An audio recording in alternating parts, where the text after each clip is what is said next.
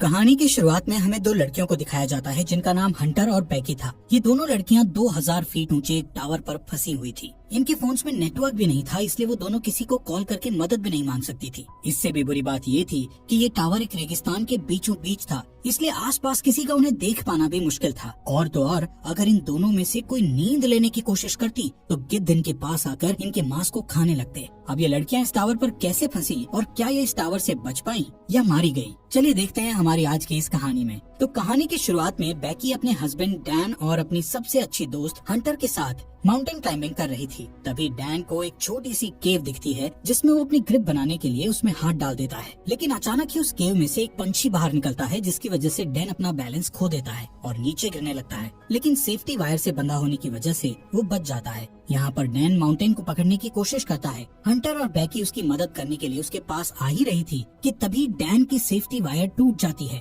और वो नीचे गिरकर मर जाता है। यहाँ से सीन प्रेजेंट में 1 साल बाद दिखाया जाता है, जहाँ बैकी आज भी उस इंसिडेंट में मरे अपने हस्बैंड को याद करके बहुत दुखी थी। वो काफी ज्यादा ड्रिंक करने लगी थी, जिससे वो डिप्रेशन में थी। उसकी इस बात से उसके फादर जेम्स उसको लेकर काफी परेशान थे। वो बैकी को उस इंसिडेंट से मूव ऑन करने को कहते हैं, लेकिन बैकी उनकी कोई बात मानने को तैयार नहीं थी। एक दिन बैकी अपनी लाइफ से परेशान होकर बहुत सारी दवाइयाँ एक साथ खाकर सुसाइड करने की कोशिश करती है कि तभी उसके फोन पर हंटर का कॉल आता है, जिससे वो सुसाइड नहीं करती। अगले दिन हंटर उसके घर जाती है। हंटर बैकी को उस इंसिडेंट से बाहर निकालने के लिए उसको कहती है कि उसने B67 टीवी टावर पर क्लाइंब करने का प्लान बनाया है और जिसमें तू भी मेरे साथ क्लाइंबिंग करने चल रही है। अब क्योंकि हंटर जानती थी कि बैकी को एडवेंचर प्लेसेस पर जाना बहुत पसंद था और काफी लंबे समय से उसने कोई एडवेंचर भी नहीं किया था। बैकी जो इस टाइम काफी परेशान थी, इसलिए वो हंटर को क्लाइंबिंग करने से मना कर देती है। लेकिन नेक्स्ट मॉर्निंग जब वो किचन में रखी अपनी मेडिसिन लेने जाती है तो वो थोड़ा सोचते हुए डिसाइड करती है कि वो उसके साथ क्लाइंबिंग करने जाएगी। इसके बाद हंटर और बैकी दोनों उस टावर की ओर निकल जाते हैं। रास्ते में बैकी हंटर के फोन में उसकी कुछ पुरानी फोटोज देखने लगती है। जैसे ही वो स्क्रॉल करते हुए आगे और फोटोज देखती है तो हंटर की एक फोटो में वो नोटिस करती है कि हंटर के कंधे पर एक लड़के का हाथ था। बैकी हंटर से उस लड़के के बारे में पूछती है, लेकिन हंटर उसे कुछ भी बताने से मना कर देती है। तभी यहाँ बैकी के फोन पर उसके फादर का कॉल आता है, लेकिन वो कॉल पिक नहीं करती। काफी देर ड्राइव करने के बाद वो एक होटल में रात गुजारने के लिए रुकते हैं। डिनर करते वक्त बैकी को पता चलता है कि हंटर अब एक YouTube व्लॉगर है और YouTube रेवेन्यू से ही वो अपनी ट्रैवलिंग का खर्च उठाती है। इसी दौरान बैकी की नजर विंडो के बाहर उस टीवी टावर पर पड़ती है जहाँ पर वो दोनों जा रही थी। हंटर बैकी को बताती है कि ये टावर यूनाइटेड स्टेट का चौथा सबसे ऊंचा टावर है। नेक्स्ट मॉर्निंग बैकी और हंटर अपनी कार में बैठकर अपना सफर जारी रखती हैं। यहाँ पर हंटर ड्राइविंग करते करते ही अपने YouTube चैनल के लिए व्लॉग बनाने लगती है, जिसमें वो अपने व्यूअर्स को बताती है कि वो अपनी बेस्ट फ्रेंड के साथ उस टीवी टावर पर चढ़ने वाली है। इसके बाद फाइनली वो दोनों उस टीवी टावर के पास पहुंच जाती हैं, जहां उन्हें गेट पर एक डेंजर साइन के साथ ताला लगा हुआ मिलता है। यहाँ से वो दोनों गाड़ी को छोड़कर पैदल ही आगे जाने लगती हैं। रास्ते में उन्हें कुछ गिद्ध एक मरे हुए जानवर को खाते हुए दिखाई देते हैं। हंटर इस चीज को भी अपने व्लॉग में रिकॉर्ड कर लेती है और उस मरे हुए जानवर की फोटो क्लिक करके अपने इंस्टाग्राम अकाउंट पर पोस्ट कर देती है, जिस पर उसे बहुत जल्द ही काफी लाइक्स मिल गए थे। कुछ देर बाद वो टावर तक पहुंच जाते हैं। यहाँ पर हंटर अपना व्लॉग बनाना बंद कर देती है। वहीं बैकी टावर की ऊंचाई देखकर डरने लगती है और उसे लगता है कि वो ये नहीं कर पाएगी, क्योंकि डैन के साथ हुए इंसिडेंट के बाद उसने कभी इतनी ऊंचाई का सामना नहीं किया था। लेकिन हंटर उसे उसका डर दूर करने के लिए कहती है, जिसके बाद हंटर सेफ्टी रोप को उसकी कमर से बांधकर टावर के ऊपर चढ़ना शुरू कर देती है। ये पूरा टावर काफी पुराना हो चुका था, जिस पर बुरी तरह से जंग लगी हुई थी। इस टावर की सीढ़ियाँ हिल रही थी और नट बोल्ट भी काफी लूज हो चुके थे। यहाँ पर ये दोनों काफी ऊपर तक चढ़ चुकी थी कि तभी बैकी के हाथ से सीढ़ी का एक पुराना हिस्सा टूटकर नीचे गिर जाता है, जिससे बैकी थोड़ा डर जाती है। लेकिन वो हिम्मत करके फिर से उस टावर के ऊपर चढ़ने लगती है। ऐसे ही धीरे धीरे वो आधे टावर तक पहुंच जाती है, यानी 1000 फीट ऊपर, जहाँ से शहर काफी छोटा दिखाई दे रहा था। ये दोनों यहाँ पर कुछ देर आराम करती हैं और पानी पीने के बाद फिर से क्लाइंबिंग करने लगती हैं। थोड़ी देर बाद वो 1800 फीट ऊपर पहुँच चुकी थी और अब उन्हें सिर्फ 200 फीट ही ऊपर चढ़ना था। बैकी इतना ऊपर चढ़कर काफी डरने लगती है, क्योंकि वहाँ हवा बहुत तेज चल रही थी और सीढ़ियाँ भी काफी पुरानी होने की वजह से हिल रही थी। वो हंटर से कहती है कि अब उन्हें वापस नीचे जाना चाहिए, लेकिन हंटर उसे बोलती है कि अब इतनी ऊपर आकर उन्हें हार नहीं माननी चाहिए। जिसके बाद वो वापस से ऊपर चढ़ने लगती हैं। यहाँ से टावर के ऊपर चढ़ने का रास्ता काफी खतरनाक था। रास्ते में लगी कुछ डिस्क को हंटर ने काफी आसानी से पार कर लिया था और अब वो बेकी को भी उन्हें पार करने में मदद कर रही थी। अब जैसे जैसे वो ऊंचाई पर जा रही थी वैसे वैसे हवा का प्रेशर भी बढ़ता चला जा रहा था, जिससे बेकी और ज्यादा डर रही थी। इसी बीच सीढ़ी के पुराने नट बोल्ट एक एक करके अपने आप निकलने लगते हैं, लेकिन इस बात से अनजान वो दोनों ऊपर चढ़ना जारी रखती हैं और फाइनली वो दोनों टावर के टॉप पर पहुंच जाती हैं,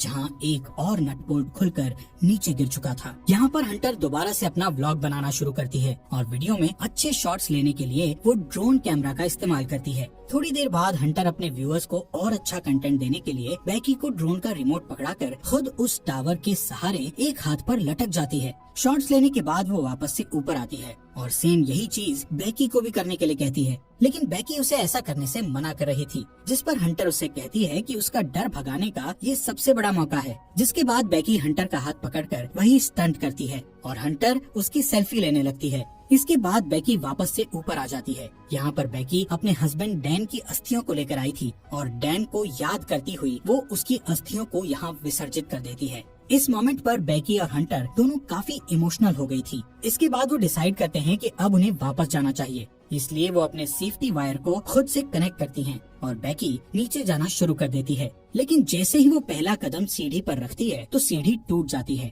और वो सीढ़ी के साथ साथ नीचे गिरने लगती है, लेकिन हंटर किसी तरह उसे पकड़कर वापस ऊपर खींच लेती है। यहाँ पर बेकी मौत के मुंह से बचकर आई थी, जिससे वो जोर जोर से डर के मारे रोने लगती है और अचानक दोनों हंसती हैं। नीचे देखने पर उन्हें पता चलता है कि अब उनके नीचे उतरने के लिए कोई सीढ़ी ही नहीं है। वो दोनों अपने अपने फोन को चेक करती है, लेकिन उनके फोन में कोई नेटवर्क नहीं था और उनका बैग भी नीचे टावर डिस्क पर गिर चुका था, जिसमें उनके खाने पीने का सामान था। यहाँ ऊपर टावर पर उन्हें एक इमरजेंसी बॉक्स दिखता है, जिसे खोलने पर उन्हें एक दूरबीन और एक फ्लेयर गन मिलती है, लेकिन ये दोनों चीजें उनकी किसी काम की नहीं थी। ये सब देखकर बेकी हंटर पर भड़क जाती है। हंटर उसे ये कहते हुए शांत करने की कोशिश करती है कि हो सकता है सीढ़ियों के नीचे गिरने की आवाज सुनकर कोई उनकी मदद करने आए और इसलिए अब हम दोनों को बस थोड़ी देर इंतजार करना होगा जब तक कि कोई आ नहीं जाता। तभी हंटर नोटिस करती है कि पिछली बार सीढ़ियों के गिरने की वजह से बेकी के पैर पर चोट लगी थी और अब उस चोट से ब्लड बाहर आ रहा था। यहाँ पर हंटर बेकी की चोट पर अपनी शर्ट बांध देती है। कुछ समय बाद बेकी हंटर से पूछती है कि उसने व्लॉगिंग क्यों शुरू की, जिस पर हंटर गलती से डैन का नाम ले लेती है, जिससे बेकी के मन में हंटर के प्रति शक बैठ जाता है। कुछ देर बाद हंटर अपना फोन चेक करती है, जहां उसने कुछ देर पहले अपनी सोशल साइट पर एक मरे हुए जानवर की फोटो अपलोड की थी, जिससे उन्हें एक आइडिया आता है कि वो अपने फोन पर एक हेल्प मैसेज टाइप करेंगे और उस फोन को रस्सी से बांधकर नीचे लटका देंगे, ये सोचकर कि शायद नीचे जाने पर फोन में सिग्नल आ जाए और उनकी पोस्ट अपलोड हो जाए। हालांकि उनकी ये कोशिश नाकामयाब हो जाती है। इसके बाद उन्हें लगता है कि जरूर जमीन पर तो नेटवर्क होगा ही, इसीलिए वो उस फोन को अपने जूते में डालकर उसके चारों ओर अपनी जुराबें फंसाकर जूते को नीचे गिरा देती हैं। यहाँ टावर पर अचानक बेकी का ध्यान हंटर के दूसरे पैर पर जाता है, जहाँ 143 का टैटू बना हुआ था, जिसे देखकर उसे याद आता है कि उसका हस्बैंड डैन हमेशा उसे आई लव यू कहने के लिए 143 कोड का इस्तेमाल करता था। लेकिन बेकी इस चीज को भी इग्नोर करके इस टावर से नीचे उतरने के लिए कोई और आइडिया सोचने लगती है। थोड़ी देर बाद उन दोनों को दूरबीन से नीचे जमीन पर टावर के पास से गुजर रहा एक आदमी और उसका डॉग दिखाई देते हैं, जिससे वो उस आदमी से मदद के लिए चिल्लाने लगती है, लेकिन इतनी ऊंचाई होने के कारण उनकी आवाज नीचे नहीं जाती। यहाँ नीचे हम देखते हैं कि हंटर ने जो फोन जूते में डालकर नीचे फेंका था वो पूरी तरह से टूट चुका था और अब उनका ये प्लान भी फेल हो चुका था। वो आदमी वहाँ से जाने लगता है। ये देखकर बेकी हेल्प के लिए चिल्लाते हुए अपने दोनों जूते उस आदमी पर नीचे फेंक देती है, ताकि उस आदमी का ध्यान ऊपर की ओर उन पर आ जाए। लेकिन वो आदमी ये नोटिस नहीं करता, क्योंकि वो किसी से कॉल पर बात कर रहा था। इसके बाद बेकी वो फ्लेयर गन चलाने लगती है, लेकिन हंटर उसे ये कहते हुए फ्लेयर गन चलाने से मना कर देती है कि अभी दिन का समय है, इसलिए किसी को भी फ्लेयर गन का पता नहीं चलेगा। इसी दौरान वो दो और आदमियों को वहाँ थोड़ी दूर नोटिस करती हैं, जो यहाँ पार्टी करने के लिए आए थे। उन्हें देखकर वो दोनों डिसाइड करती हैं कि थोड़ा अंधेरा होने पर वो इस फ्लेयर गन का इस्तेमाल करेंगी, ताकि वो लोग उन्हें नोटिस कर सकें। कुछ देर बाद रात हो जाती है और बेकी फ्लेयर गन का इस्तेमाल करती है, जिससे वो दो आदमी उन्हें देख लेते हैं। यहाँ पर बैकी और हंटर अपने हाथ हिलाते हुए और जोर जोर से चिल्लाकर उनसे मदद मांगने की कोशिश करती है। इसके बाद वो दोनों दूरबीन से देखते हुए नोटिस करती है कि वो दोनों आदमी हंटर की कार के पास जा रहे थे, जिसे देखकर दोनों खुश हो जाती हैं। लेकिन उनकी मदद करने के बजाय वो आदमी उनकी कार को चुराकर वहाँ से भाग जाते हैं। ये देखकर वो दोनों काफी दुखी हो गई थी और अब उन्हें जल्दी से कोई नया आइडिया भी समझ नहीं आ रहा था कि अब वो क्या करे। यहाँ पर बैकी हंटर से उसके पैर के टैटू के बारे में पूछ ही लेती है, जहाँ हंटर ये रिवील करती है कि उसका डैन के साथ 6 महीने तक अफेयर रहा था। इसके लिए वो उससे माफी मांगती है कि उसने उसके हस्बैंड के साथ हुकअप करके काफी बड़ी गलती करी। हंटर बताती है कि डैन उसे अच्छा लगता था और वो उससे प्यार भी करती थी, लेकिन डैन बैकी से ज्यादा प्यार करता था,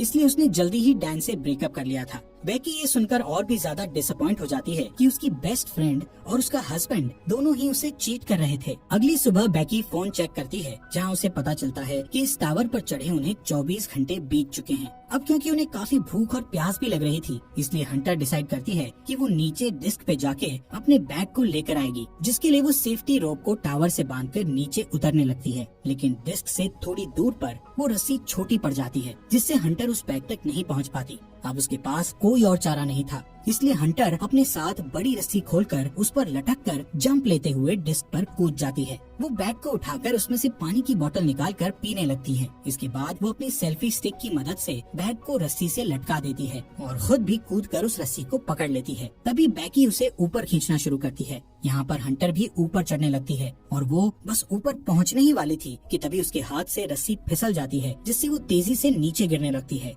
ये देखकर बैकी की धड़कन एकदम से तेज हो गई थी, क्योंकि अपने हस्बैंड को खोने के बाद अब वो अपनी बेस्ट फ्रेंड को नहीं खोना चाहती थी। लेकिन जैसे ही बैकी डरी हुई नीचे देखती है तो हंटर उसे रस्सी पर लटकी हुई दिखती है। हालांकि हंटर के हाथों में काफी चोट लग गई थी, इसलिए बैकी अपनी पूरी ताकत लगाकर हंटर को टावर के ऊपर खींच लेती है। थोड़ी देर बाद बैकी एक हेल्प नोट लिखकर ड्रोन में फंसा देती है और ड्रोन के सहारे पास के होटल तक पहुंचने की कोशिश करती है। लेकिन ड्रोन में बैटरी कम होने की वजह से वो ज्यादा दूर नहीं जा सकता था, इसलिए वो उसे वापस अपनी ओर ले आती है। यहाँ अब फिर से वो दोनों टावर पर हेल्पलेस थी। रात में बैकी को एक भयानक सपना आता है, जिसमें वो देखती है हंटर की उस टावर पर ही मौत हो गई और गिद्ध हंटर के शरीर को खा रहे हैं। इससे वो डरी हुई उठती है और तब उसे पता चलता है कि ये बस एक बुरा सपना था। नेक्स्ट मॉर्निंग बैकी के दिमाग में एक आइडिया आता है कि वो टावर के ऊपर लगी लाइट से ड्रोन को चार्ज कर सकती है। इसके बाद वो टावर के पोल पर चढ़कर जैसे ही ड्रोन चार्जर को प्लग में लगाती है तो वो देखती है कि वो प्लग काफी लूज था, इसलिए बैकी को ऊपर लटके हुए ही उस चार्जर को पकड़े रखना पड़ता है जब तक कि ड्रोन की बैटरी फुल चार्ज नहीं हो जाती। काफी टाइम से उस पोल को पकड़े रहने की वजह से बैकी के हाथ धीरे धीरे करके सुन्न पड़ने लगे थे और इससे भी बुरी बात ये थी कि अब यहाँ पर काफी सारे गिद्ध आकर उस पर अटैक भी कर रहे थे, जिससे बैकी के हाथों से बैग नीचे गिर जाता है। थोड़ी देर बाद वो ड्रोन की बैटरी फुल चार्ज हो जाती है, जिससे बैकी नीचे आ जाती है। इसके बाद वो ड्रोन को होटल तक पहुँचाने की कोशिश करती है, लेकिन जब वो ड्रोन होटल तक पहुँचने ही वाला था तो उसकी टक्कर एक ट्रक से हो जाती है, जिससे वो बिल्कुल टूट गया था और उनको ड्रोन कैमरा से भी कुछ दिखाई नहीं दे रहा था। ये देखकर वो दोनों और भी ज्यादा डर गई थी, क्योंकि अब उनके पास बचने का कोई भी ऑप्शन नहीं था। वो थकी हारी उस टावर पर हार मानकर बैठ जाती है। शाम के समय वहाँ तूफान बनने लगे थे, जिससे उनका जिंदा रहना और भी मुश्किल हो गया था। यहाँ पर बैकी को बहुत तेज नींद भी आ रही थी, इसलिए वो वहीं सोने लगती है, लेकिन हंटर उसको सोने से मना करती है, क्योंकि उनके सोते ही गिद्ध फिर से उन पर हमला करने लगते। बैकी हंटर से उसका दूसरा जूता भी मांगती है, ताकि इस बार वो उसमें अपना फोन डालकर नीचे फेंक सके। हंटर उससे कहती है कि मेरा जूता तो नीचे डिस्क पर ही गिरा हुआ है। यहाँ से कहानी में एक बड़ा ट्विस्ट आता है और हमें पता चलता है कि जब हंटर नीचे डिस्क पर कूदी थी तो उसी टाइम डिस्क पर गिरने से उसकी मौत हो गई थी और उसके बाद से बैकी अकेले ही सरवाइव कर रही थी। बैकी को हेलुसिनेशन होने लगे थे, जिसमें वो हंटर की प्रेजेंस को इमेजिन कर रही थी। रात में बैकी तूफान में सरवाइव करने के बाद अपने फादर के लिए एक वीडियो मैसेज रिकॉर्ड करती है, जिसमें वो बताती है कि वो वापस घर आना चाहती है। वहीं दूसरी ओर उसके फादर जेम्स भी उसको लेकर बहुत परेशान थे। अगले दिन जब बैकी इस टावर पर सोई हुई थी तब एक गिद्ध आकर बैकी की चोट पर से उसका मांस खाने लगता है, लेकिन अब क्योंकि बैकी को काफी भूख लग रही थी इसलिए वो उस गिद्ध को जोर से पकड़कर टावर के मेटल से उसे जान से मारकर खाने लगती है, जिससे उसमें थोड़ी जान आती है और वो रस्सी के सहारे नीचे डिस्क पर उतरती है, जहाँ हंटर की डेड बॉडी पड़ी थी। इसके बाद वो अपने डैड जेम्स को मैसेज करती है कि वो इस टावर पर फंसी हुई है और अपने फोन को हंटर के जूते में डाल देती है, लेकिन इस बार वो उस जूते को हंटर की डेड बॉडी में घुसाकर उसकी डेड बॉडी को नीचे फेंक देती है। इसके बाद रात में उसके फादर जेम्स को बेकी का मैसेज मिलता है और वो जल्दी से पुलिस को कॉल करके वहाँ टावर तक पहुँचता है। अब जैसे ही वो उस टावर तक पहुँचता है तो देखता है कि पुलिस एक डेड बॉडी को कवर कर रही थी। ये देखकर उसे लगता है कि ये उसकी बेटी बेकी की डेड बॉडी है जो जिंदा नहीं बच पाई। तभी उसे अपनी बेटी पुलिस की कार के पास दिखाई देती है, जिसके बाद वो दोनों एक दूसरे को गले लगाते हैं और इसी के साथ ये अमेजिंग मूवी यहीं पर खत्म हो जाती है।